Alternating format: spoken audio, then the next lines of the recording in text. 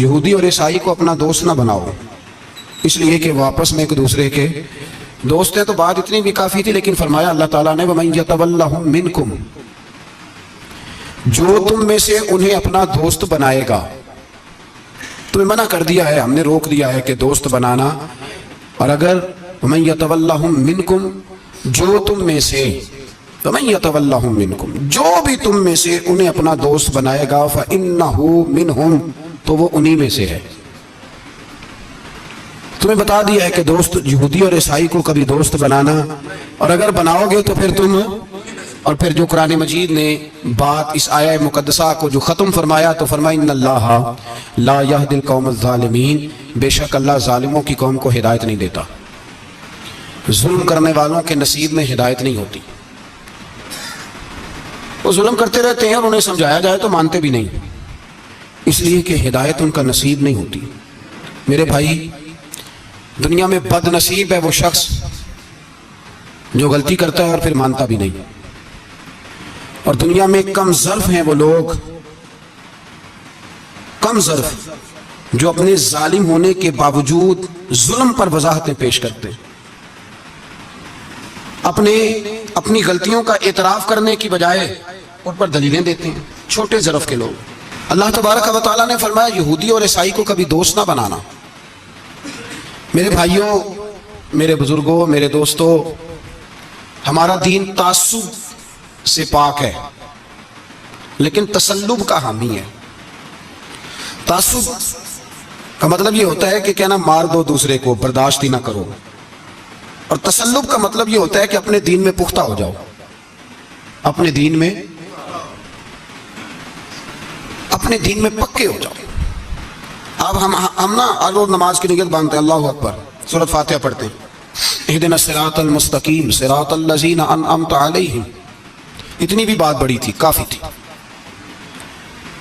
اے اللہ ہمیں صراط مستقیم پہ چلا اور ان لوگوں کے رستوں پہ چلانا جن پر تو نے انعام کیا، بڑی بات تھی، مثبت بات ہو گئی، منفی بات کی ضرورت نہ تھی۔ لیکن اللہ تبارک و تعالیٰ نے فرمایا کہ جہاں تم مجھ سے یہ دعا مانگو نا کہ صراط الذین انعمت علیہم، یا اللہ ان لوگوں کے رستوں پہ چلا جن پر تو نے انعام کیا، انبیاء، صلحاء، اتقیاء، صوفیاء، اولیاء، جہاں یہ دعا مانگنی ہے نا، ساتھ ایک اور بات بھی تم نے کرنی ہے، وہ کیا ہے؟ غیر المغضوب علیہم ولا الضالین، اے اللہ ان سے ہمیں بچا جن پر تیرا غضب ہوا، ان کے رستے پہ نہ چلانا جن پہ تیرا غضب ہوا جو گمراہ ہو گئے۔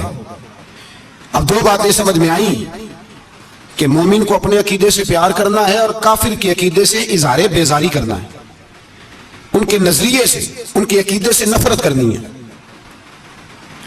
کافر کے عقیدے اور نظریے سے، اس کا کیا مطلب ہے؟ تسلب کا مطلب ہوتا ہے اپنے دین میں پکا ہونا۔ دو تین جملوں میں بات سمجھاتا ہوں، اگر آپ کی سمجھ میں آئی تو بڑا بہتر ہوگا۔ دو تین جملوں میں تسلب، پکا ہونا، اس کا کیا مطلب ہے؟ اس کا مطلب یہ ہے کہ اپنی آنکھوں پر جو تم نے اینک لگانی ہے وہ دین کی اینک لگانی ہے، جو چیز بھی دیکھنی ہے وہ دین کی آنکھ سے دیکھنی ہے، جو کچھ بھی تم نے چاہنا ہے، بڑی بات کر رہا ہوں اگر آپ سمجھے تو، جو بھی تم نے دیکھنا ہے دین کی اینک سے دیکھنا ہے، جو تم نے چاہنا ہے وہ دین کے دل کے ساتھ چاہنا ہے، اور جو تم نے سوچنا ہے وہ دین کے دماغ کے ساتھ سوچنا ہے۔ اس کا ترجمہ اقبال نے کیا، کہنے لگے قوم مذہب سے ہے، مذہب جو نہیں، قوم کس سے ہے؟ قوم مذہب سے ہے، مذہب جو نہیں۔ اور فاضل بریلوی کہتے ہیں دہن میں زبان تمہارے لیے اور بدن میں ہے جان تمہارے لیے، ہم آئے یہاں تمہارے لیے تو اٹھیں بھی وہاں تمہارے لیے۔ اپنی ہر چیز، ہر نقطہ نظر میں پہلے دین، اس کے بعد کوئی اور۔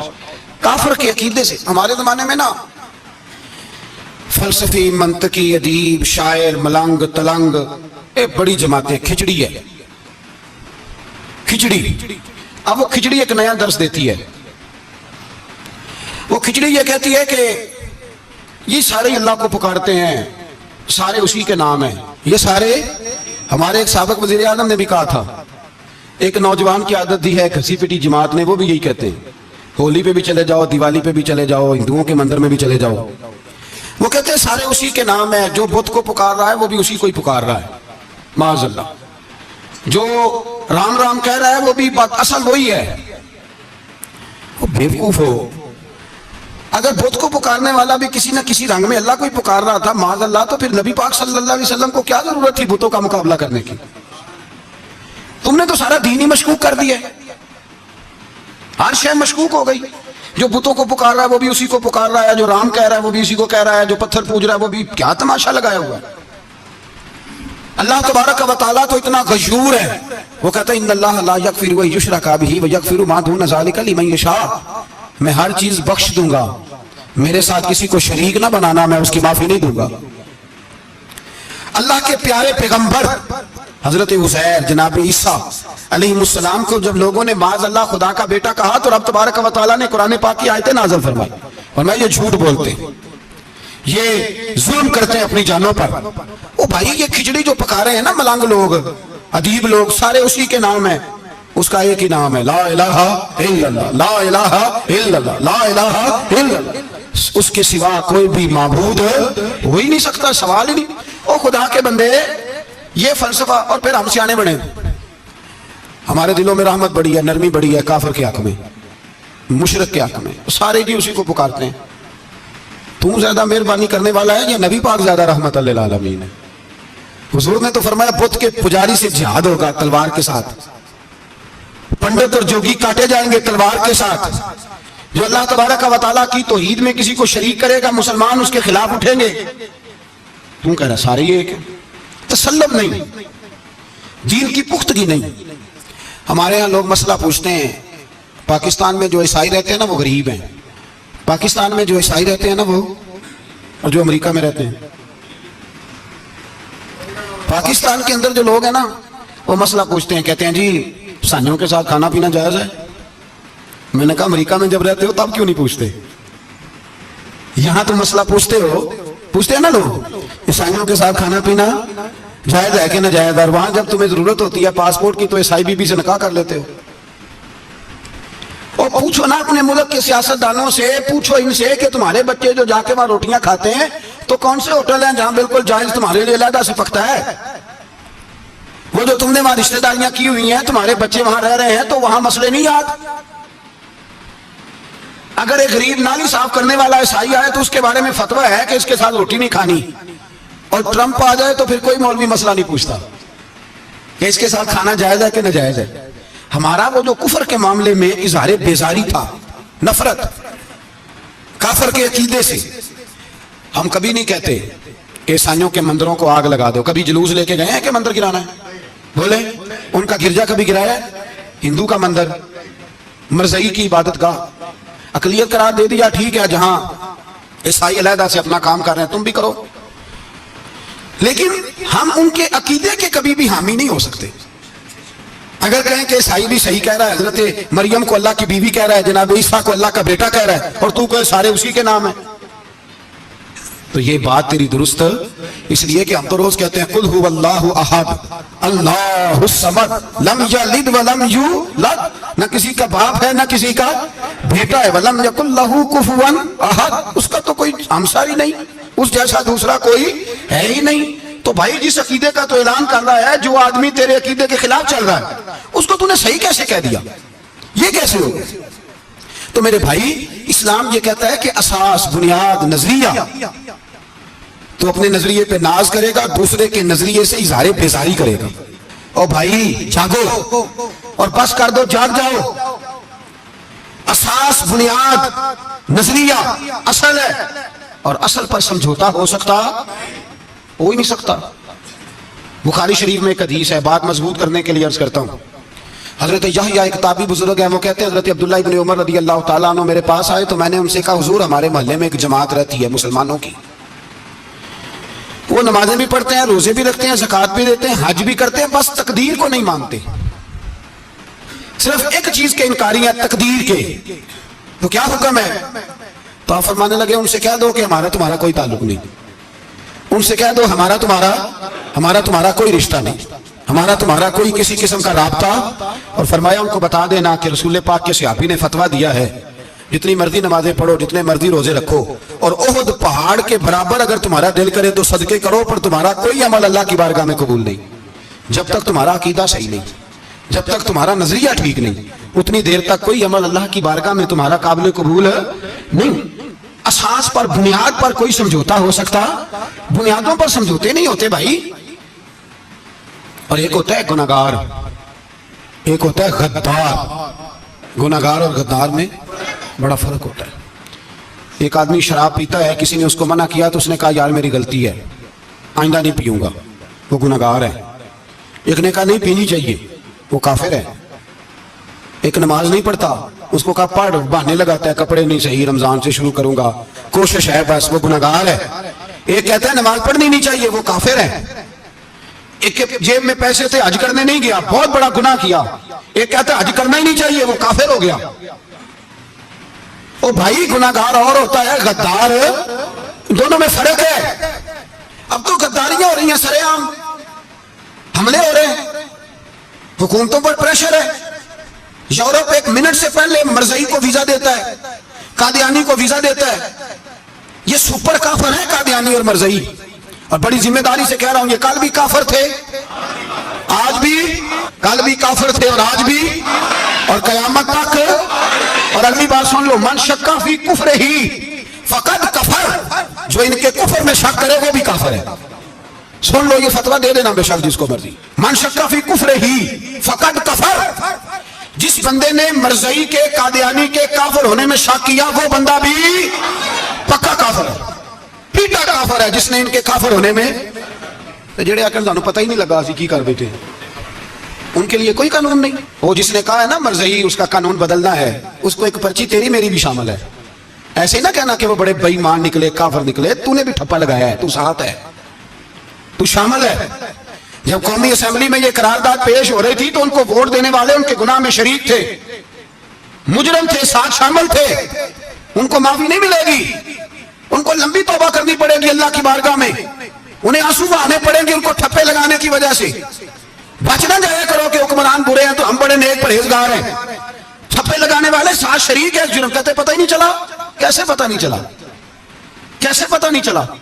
ये तो जो मदहोश होते हैं उन्हें पता चल जाता है ये नबी पाक की इज्जत की बात हो रही है। बंदा मदहोश हो ना, मदहोश बेहोश हो मुसलमान, रसूलुल्लाह की बात हो तो उसकी भी आंखें खुल जाया करती है।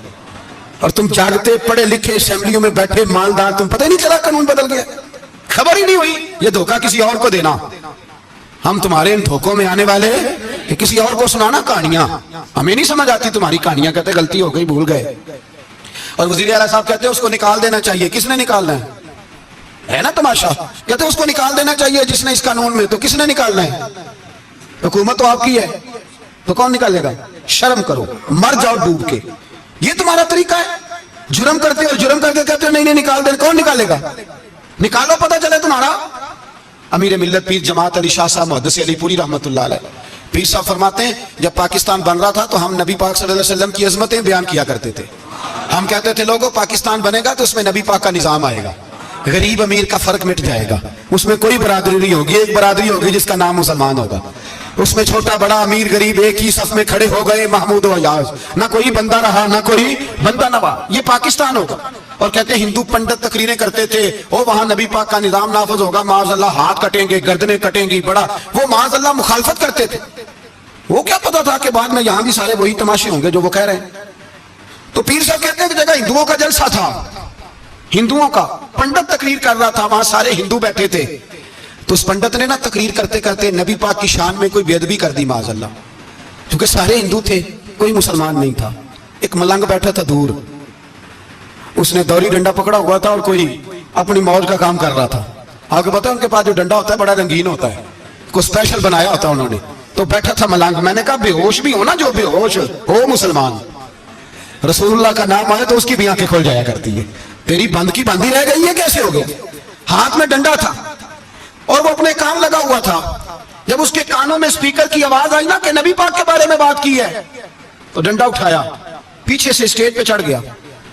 और हिंदुओं ने समझा मलंग आदमी है, इसने क्या करना है। आया पंडित के पास और वो कहता है मैंने 3 डंडे इतनी जोर से मारे कि चौथे की जरूरत ही ना पड़ी, इतनी जोर से 3 डंडे सर पे मारे कि चौथे की जरूरत है, उसकी फिर आवाज नहीं निकली, मर गया वो, मुझे पकड़ा जेल में फेंक दिया।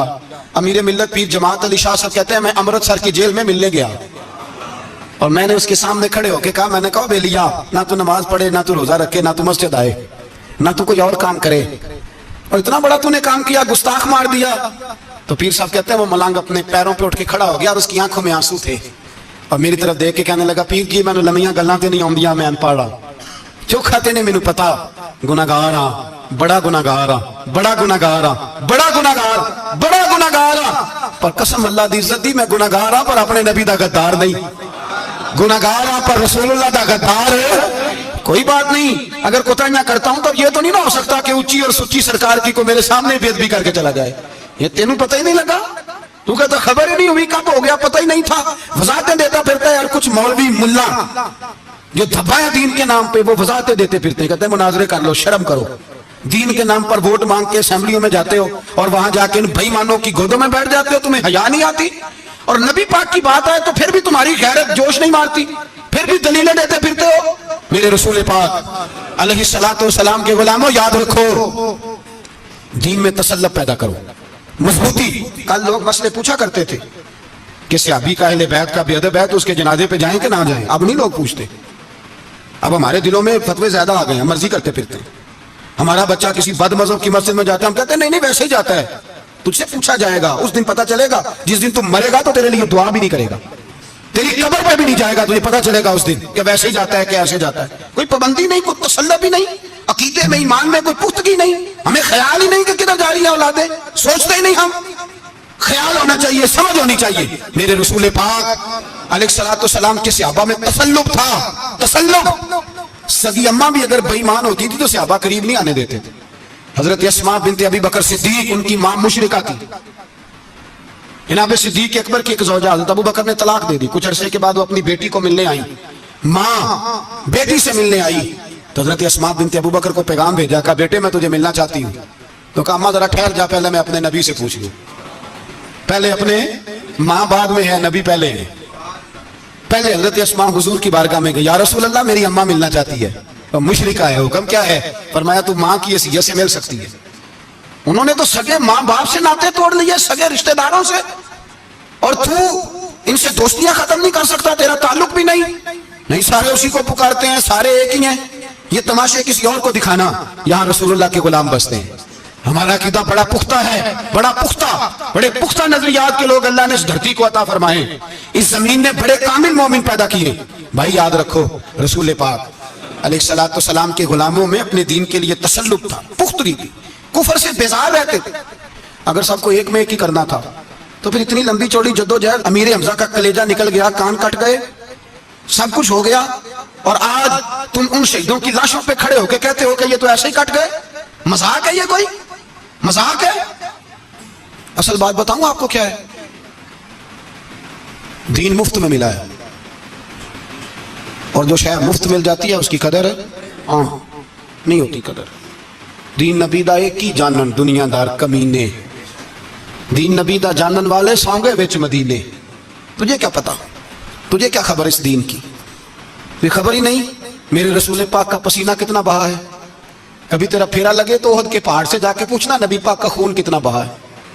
کبھی ٹائم ملے نا, ملک شام جا اور حضرت بلال کی قبر پہ کھڑے ہو کے پوچھ دین کتنا قیمتی ہے. اور پھر اس سے زیادہ بات پوچھنی ہو نا کبھی تو مدائن جا, حضرت سلمان فارسی کے مزار کے پاس ان سے پوچھ دین کی قیمت کتنی ہے. وہ تجھے بتائیں گے کہ کئی 100 سال لگ گئے نبی پاک کے قدموں میں پہنچنے تک. 100 سال, کئی 100 سال. اور اگر پھر بھی تجھے تسلی نہ ہو تو جنت البقیع میں جا اور سیدہ طیبہ طاہرہ حضرت فاطمہ الزہرا سے پوچھ, ان سے پوچھ بی بی اس دین کی قدر کیا ہے. وہ تجھے بتائیں گی کہ جب دین کے چہرے پہ سرخ رنگ بھرنا تھا تو میں نے حسین کا خون دے کے بھرا.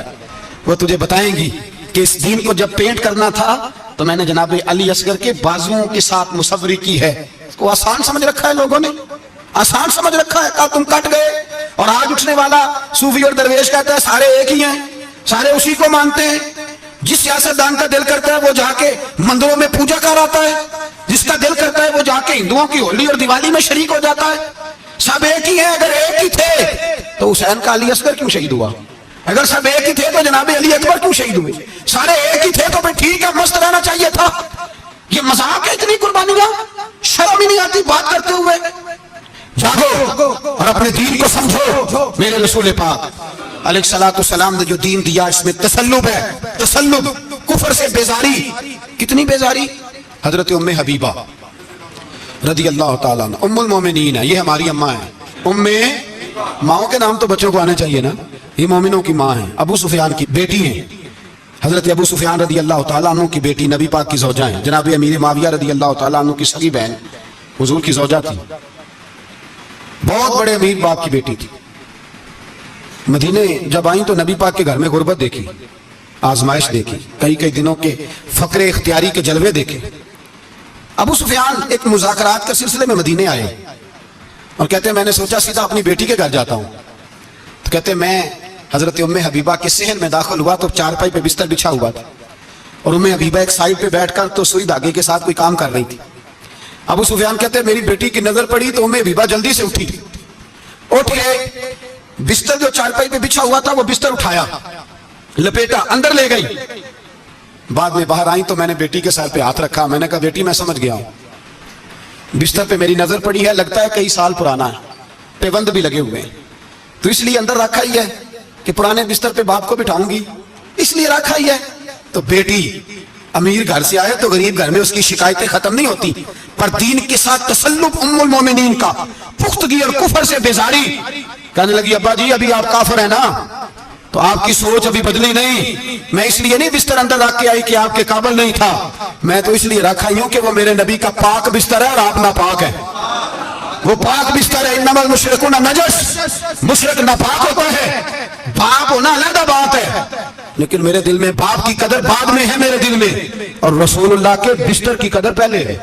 रसूलुल्लाह की नहीं, रसूलुल्लाह के बिस्तर की कदर है कि बाप बैठ ना जाए। इतनी नफरत मुशरिक से, इतना इज़हार, वो बाप भी हो तो इतनी नफरत।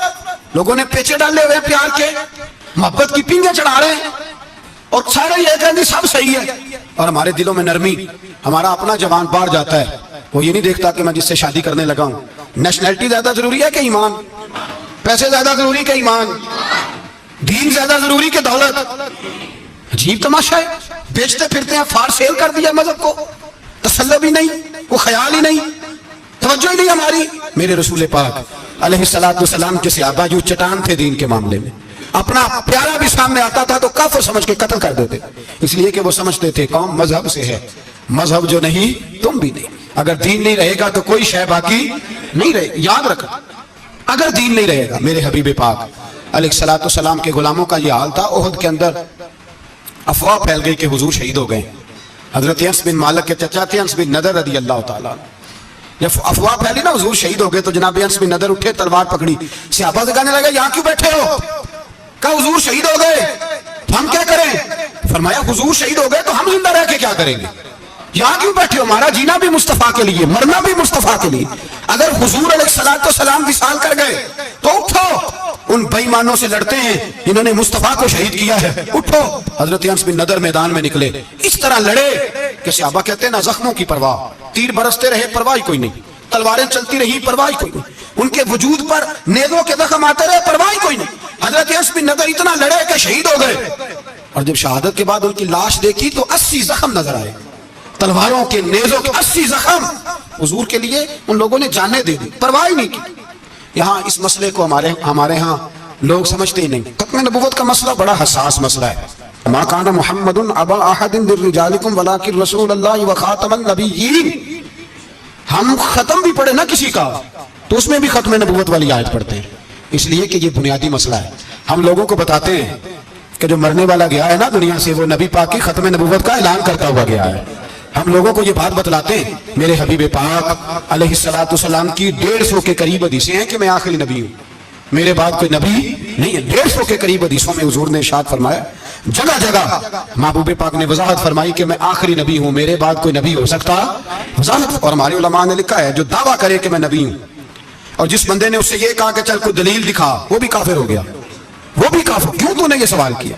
ये हसास नौइयत का मसला है। मेरे रसूल पाक अलैहिस्सलाम के गुलामों ने एक पैगाम दिया है हमें, उस पैगाम को याद रखना। हजरत साद बिन रबी रज़ी अल्लाह ताला अन्हु को ओहद के मैदान में इतने जख्म लगे कि उठा नहीं जाता था। नबी पाक सल्लल्लाहु अलैहि वसल्लम ने फरमाया, जाओ को मेरे साद बिन रबी का पता करो वो कहाँ है। सहाबा आए तो फरमाते हैं जब हम उनके पास पहुंचे तो उनकी रूह परवाज कर रही थी। आखिरी लफ्ज उन्होंने अदा किए, कहने लगे इधर आओ सहाबा, इधर आओ, मेरी वसीयत सुन लो। ہم قریب گئے, ہم نے کہا شاید بچوں کے بارے میں, اولاد کے بارے میں, گھر کے بارے میں وصیت کریں گے. تو حضرت سعد بن ربیع نے وصیت فرمائی, کہنے لگے جا کے نبی پاک کے غلاموں کو میرا پیغام دے دینا, جا کے امت مسلمہ کو میرا پیغام دے دینا کہ مسلمانوں, اگر تم میں سے ایک بھی زندہ ہوا اور نبی پاک کی ناموس پر کوئی حرف آیا تو پھر اللہ کی بارگاہ میں تمہارا کوئی عذر قبول نہیں کیا جائے گا. یہ میدان احد میں سر سے لے کر پاؤں تک زخم لگے ہوئے ایک صحابی کا پیغام ہے امت مسلمہ کے نام. حضرت سعد بن ربیع رضی اللہ تعالیٰ عنہ فرمانے لگے, میں مرتے وقت مسلمانوں کو پیغام دے کے جا رہا ہوں کہ اگر حضور کی عزت پر, ناموس پر, نبی پاک صلی اللہ علیہ وسلم کی ذات پر ذرا سا بھی حرف آیا اور مسلمان زندہ ہوئے, اور پھر اگر وہ سمجھیں کہ ہمیں اللہ کی بارگاہ سے معافی مل جائے گی, تو یاد رکھنا رب ہر بات معاف کرے گا, اس بات میں تمہیں اللہ معافی, اس میں تمہیں یہ پیغام دیا سعد بن ربیع نے, اور امت کو سمجھایا کہ ہر بات میں کمپرومائز کر لینا, رسول اللہ کی ذات کے بارے میں کمپرومائز نہ کرنا. جب سے مرزائیوں کو ان سپر کافروں کو اقلیت قرار دیا گیا ہے, اس کے بعد کسی مرزائی کی عبادت گاہ جلائی ہے مسلمانوں نے؟ بولے کبھی کسی مرزائی کے ساتھ مسلمانوں نے کوئی ظلم کیا ہے بعد میں؟ ٹھیک ہے, اپنی عبادت کر رہے ہیں جس طرح بھی کر رہے ہیں, باقی اقلیتیں بھی رہ رہے ہیں. کبھی دوبارہ علماء نے یہ تحریک چلائی ہے کہ انہیں پاکستان سے نکالو, یہ کیوں بستے ہیں جہاں اقلیت ہے تو رہنے دو. جو بے ایمان ہے, کافر ہے, اسے گھسیٹ کے دین میں کیوں لاتے ہو جب وہ آنا نہیں چاہ رہا؟ انہوں نے اس کانے بے ایمان کو نبی مانا ہوا ہے, وہ اس کو پیغمبر مانتے ہیں, کبھی ذلی نبی مانتے ہیں, کبھی بروزی نبی مانتے ہیں, پوری دنیا میں نیٹ ورک بنایا ہوا ہے, ہر جگہ ڈنڈورا پیٹتے پھرتے ہیں. وہ کہتے ہیں خاتم النبیین کا معنی یہ ہے کہ نبی پاک تو مہر لگانے آئے ہیں, بڑے نبی آ سکتے ہیں. ان کا عقیدہ یہ ہے کہ مرزا مستقل نبی نہیں تھا, وہ حضور کا سایہ بن کے آیا تھا. وہ معاذ اللہ, جس نبی کا اللہ پاک نے ظاہری حیات میں سایہ نہیں بنایا, یہ کانا سایہ بنے گا نبی پاک کا؟ اس بے ایمان کو وہ اپنا پیشوا مانتے ہیں. چلو چھوڑو, جو کافر کو اپنا پیشوا مانے وہ بندہ صحیح ہوتا ہے, چلو نبی نام ہی مانے, پیشوا مانے, وہ صحیح ہوتا ہے. اتنے پکے بے ایمانوں اور کافروں کو تم لوگوں نے گنجائش دینے کے لیے صرف مغربی یہ جو بنانا چاہتے ہیں نا, یہ اپنے اوپر سے لیبل اتارنا چاہتے ہیں کہ نہیں جی نہیں, ہم تو سب کو لے کے, وہ تو کئی دفعہ کہہ چکے ہیں جی سارے اسی کو پکارتے ہیں. نہ, سارے اسی کو نہیں پکارتے, اس کو اگر صحیح پکارتے ہیں تو مسلمان پکارتے ہیں, باقی اس کو صحیح پکارتے ہیں کہ جھوٹ بولتے ہیں, ملاوٹ کرتے ہیں, شرک کرتے ہیں, کفر کرتے ہیں, اور اللہ کی بارگاہ میں کفر و شرک کی کوئی معافی. یہ دنیا کو بتانا چاہتے ہیں نہیں جی نہیں, ہم بڑے نرم ہیں, ہم بڑے ایسے ہیں. ہم کوئی نرم نہیں, کوئی نرم نہیں, ہم نرم ہیں رحماء بینہم. لیکن اگر عقیدوں کو چھیڑو گے, رسول اللہ کی عزت اور ناموس اور ختم نبوت کو چھیڑو گے, تو اقبال کہتے ہیں ہم بڑے نرم ہیں, اتنے نرم ہیں جیسے ریشم ہوتا ہے, وہ ہلکا ہے یاراں تو بریشم کی طرح نرم, اور رزم حق و باطل ہو تو فولاد ہے مومن. پھر ہم نرم ہیں نہیں, پھر ہمارے اندر بڑی سختی ہے, بڑی سختی. حضرت ابو بکر صدیق سب سے زیادہ نرم تھے, اور ختم نبوت کا معاملہ آیا تو سب سے زیادہ سخت حضرت ابو بکر صدیق ثابت ہوئے, سب سے زیادہ. ہم بڑے سخت ہیں, بڑے سخت. چیک نہ کیا کرو مسلمانوں کے ایمان کو, ٹٹولا نہ کرو. میری آپ سے بھی اپیل ہے کہ ایسے ہی کو بندہ اگر آپ کے گھر آ جائے نا اور آ کے کہے میں فلاں صاحب ہوں, تو روب میں نہ آیا کرو. اس سے پہلے پوچھا کرو, یوں تو سید بھی ہو, مرزا بھی ہو, افغان بھی ہو, تم سبھی کچھ ہو, بتاؤ کہ مسلمان بھی ہو. بس کر دیں, اب بس کر دیں. ان لوگوں کے ہاتھ مضبوط کر دیں جو ہاتھ بڑھاتے ہیں تو نبی پاک کی ختم نبوت پہ ہی ڈال لیتے. ان کے ہاتھ مضبوط کرنے بند کرو, بند کرو ان ظالموں کے ہاتھ مضبوط کرنے. حضور آخری نبی ہیں, بولیے نبی پاک, سارے بولیے حضور. حضور کے بعد جو کسی اور کو نبی مانے وہ کل بھی کافر تھا, آج بھی, قیامت تک. وہ جو اس کے کفر میں شک کرے وہ بھی, جو مرزائی قادیانی کے کفر میں شک کرے وہ بھی کافر ہے. مر جائے تو مسلمانوں کے اس قبرستان میں اس کا دفن ہونا جائز ہے, مسلمان کا اس کے لیے تعزیت کرنا جائز ہے, مسلمان کا اس کے دل اس کے حق میں نرمی پیدا کرنا جائز ہے نہیں, مسلمان کا اس شخص کے بارے میں کسی قسم کی گنجائش دینا جائز ہے. کل بھی کافر تھے, آج بھی کافر ہے, قیامت تک کافر رہیں گے. مسلمان وہ رہے گا جو کہے گا کہ نبی کی ہر شان کو ہم مانتے ہیں, حضور خاتم النبیین ہے, زبان سے اقرار کرتے ہیں اور دل سے اس پر ایمان لاتے ہیں, وہ بندہ مسلمان رہے گا. ہم حکومتوں کو سمجھاتے ہیں اپنی قبریں خراب نہ کرو, اپنی آخرت تباہ نہ کرو. نہ بات تھوڑا سا وقت ہے, تمہارے باپ دادا مر گئے, ان کا نام بھی کوئی نہیں لیتا, تم بھی دنیا سے جاؤ گے. خدا را ہم تمہیں سمجھاتے ہیں, ہم درد مندانہ اپیل کرتے ہیں, اپنی آخرت بچاؤ. یہ اسمبلیاں چند روزہ, یہ حکومتیں چند روزہ. ادھر جا کے دیکھ لو, شدرے میں وقت کا بادشاہ لیٹا ہے لیکن کوئی نہیں جاتا. بادشاہ تھا, اٹھتا تھا تو دنیا اٹھتی تھی، بیٹھتا تھا تو دنیا بیٹھ جاتی تھی۔ آج ہمارے بہت سارے نوجوانوں کو پتہ نہیں کہ اس کسی بادشاہ کی قبر بھی ہے، بہت بڑا مقبرہ بنا، بڑی سیرگاہ بنی ہے، پر کوئی جاتا نہیں۔ چند قدم راوی کراس کر کے دیکھ لو، داتا علی اجمیری لیٹے ہوئے، ایک دن کے لیے بھی چھوٹی سی اسمبلی کے ممبر بھی نہیں بنے۔ میراں نہ امیراں دے دیوے بلدے نہیں، صدا فقیراں دے، نہ وہ والی حکومت کرو جس کے بعد تمہاری فاتحہ بھی کوئی نہ پڑھے۔ اور جا جا کے دیکھ لے، داتا صاحب کی قبر کے چاروں جانب پھٹیاں لگی ہوئی ہیں، سارا دن ساری رات اللہ کا قرآن پڑھا جاتا ہے، دن رات وہاں درود پڑھے جاتے ہیں، ان کو اصالِ ثواب کیا جاتا ہے۔ یہ والی زندگی جی، واپس آ جا، نہ اپنی آخرت خراب کر، بھج جا، وقت کی حکمران لوٹ آ، رسول اللہ کے قدموں میں بیٹھو، اعلان کرو، بغاوت کرو نبی پاک کے دشمنوں کے خلاف، اور حضور کے سچے غلام بن کے جیو۔ اگر سچے غلام بنو گے تو حضرت عمر بن عبدالعزیز کی طرح تمہارے تذکرے ممبروں پہ رہیں گے، اور اگر غداری کرو گے، غداری، تو یزید کی طرح تمہاری اپنی اولادیں بھی تمہارا نام نہیں لیں گی، اپنی اولادیں بھی تمہارے تذکرے چھوڑ جائیں گی۔ یاد رکھنا، اللہ کی لاٹھی بڑی بے آواز ہے، کل من علیہ فان، فنا کر دیتا ہے ہر چیز کو۔ دعا ہے اللہ ہمیں سمجھنے کی توفیق عطا فرمائے۔